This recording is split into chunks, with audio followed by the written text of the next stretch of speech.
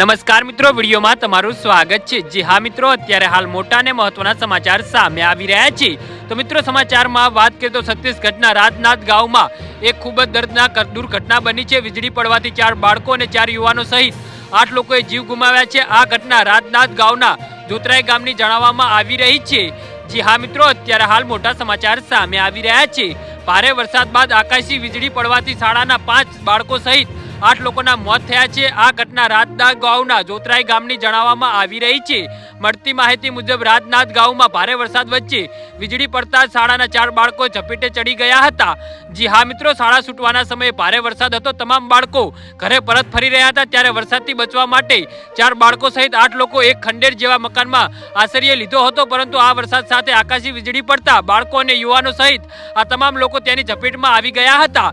જી હા મિત્રો, અત્યારે હાલ મોટા અને દુઃખદ સમાચાર સામે આવી રહ્યા છે। આ ઘટના સોમાણી પોલીસ સ્ટેશન વિસ્તારની છે। ઘટનાની માહિતી મળતા જ વહીવટી તંત્ર અને પોલીસની ટીમ ઘટના સ્થળે રવાના થઈ ગઈ હતી અને કલેક્ટર પોતે ઘટના સ્થળે રવાના થયા છે। ઘટના બાદ એમ્બ્યુલન્સને સ્થળ પર રવાના કરવામાં આવી હતી।